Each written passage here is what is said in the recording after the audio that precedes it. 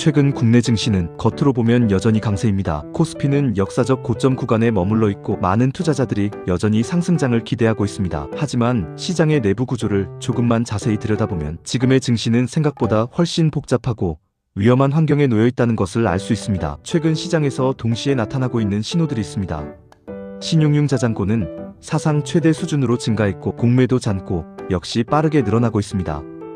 여기에 환율 상승과 중동 지역 지정학적 리스크까지 겹치면서 시장의 변동성은 점점 확대되는 모습입니다. 이런 상황에서 투자자들이 가장 궁금해하는 질문이 하나 있습니다.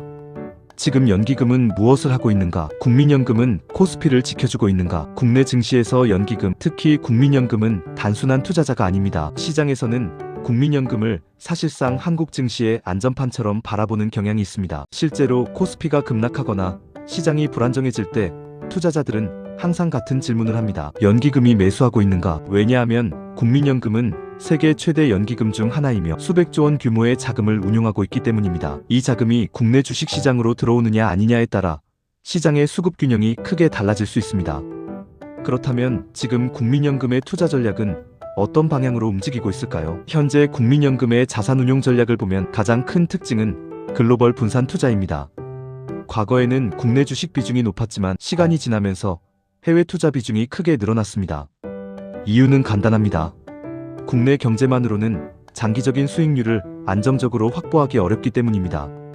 그래서 국민연금은 미국을 중심으로 글로벌 주식 투자 비중을 확대하고 있으며 대체 투자와 해외 자산 비중도 지속적으로 늘리고 있습니다. 현재 국민연금의 자산 포트폴리오를 보면 국내 주식 비중은 약 15% 수준입니다.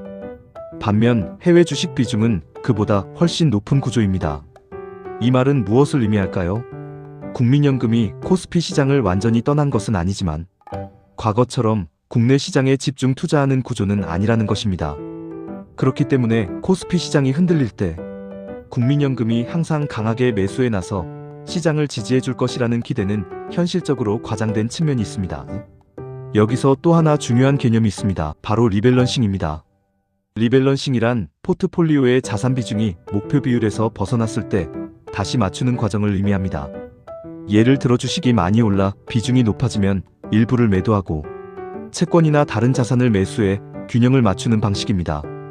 국민연금 같은 대형 기관 투자자는 이러한 리밸런싱 전략을 통해 장기적으로 안정적인 수익률을 관리합니다. 하지만 최근에는 시장 충격을 줄이기 위해 이 리밸런싱을 일정 기간 유예하는 정책도 등장했습니다. 이것이 의미하는 것은 무엇일까요? 시장에서는 연기금이 항상 자동적으로 매수에 나설 것이라는 기대가 있지만 실제로는 그렇지 않을 수도 있다는 것입니다. 특히 지금 시장 상황을 보면 코스피 변동성을 키우는 요인이 여러 가지 동시에 작용하고 있습니다. 첫 번째는 외국인 자금 흐름입니다. 한국 주식시장은 외국인 투자 비중이 매우 높은 시장입니다. 외국인 투자자가 대규모로 매도하기 시작하면 지수는 빠르게 흔들릴 수 있습니다. 최근에는 환율 상승과 글로벌 리스크로 인해 외국인 자금의 흐름이 불안정해지고 있습니다. 두 번째는 신용융 자산고입니다. 신용융 자산고는 투자자가 증권사에서 돈을 빌려 주식을 매수한 금액을 의미합니다. 이 수치가 높다는 것은 시장에 레버리지 투자가 많다는 뜻입니다. 문제는 시장이 하락하기 시작할 때입니다. 주가가 일정 수준 아래로 떨어지면 반대매매라는 것이 발생합니다. 반대매매는 증권사가 강제로 주식을 매도하는 구조입니다. 이 반대매매가 동시에 발생하면 시장의 매물이 급격히 쏟아지면서 하락 속도가 매우 빠르게 나타날 수 있습니다. 세 번째는 공매도입니다. 공매도는 주가 하락에 베팅하는 투자 방식입니다. 공매도 잔고가 늘어난다는 것은 시장의 일부 투자자들이 하락 가능성을 높게 보고 있다는 의미이기도 합니다. 물론 공매도 자체가 시장을 무너뜨리는 것은 아닙니다. 하지만 상승장에서는 보이지 않던 하락 압력이 쌓여 있다는 신호가 될 수 있습니다. 여기에 최근 중동 지역의 지정학적 리스크까지 더해지고 있습니다. 국제 분쟁이 확대되면 원유 가격이 상승하고 글로벌 금융시장 전체가 위험 회피 분위기로 바뀌는 경우가 많습니다. 이런 환경에서는 외국인 자금이 신흥국 시장에서 빠져나가는 현상이 나타나기도 합니다.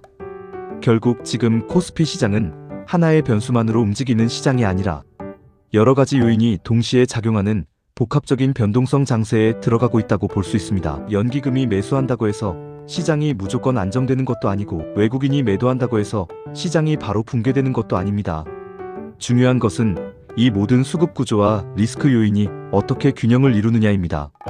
그래서 지금 시장에서는 단순히 지수만 보는 것이 아니라 외국인 수급, 연기금 투자 흐름, 신용융자 잔고, 공매도 잔고, 환율 흐름, 이 5가지를 함께 보는 것이 중요합니다.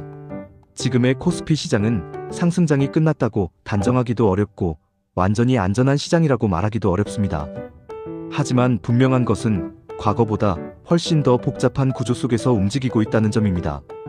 앞으로 시장을 바라볼 때는 단순히 지수의 움직임만 보는 것이 아니라 시장 내부의 구조와 자금 흐름을 함께 살펴보는 것이 훨씬 중요해질 것입니다. 앞으로도 더 중요한 경제 이슈와 시장의 이면을 계속 분석해서 투자에 도움이 되는 정보를 전달해 드리겠습니다.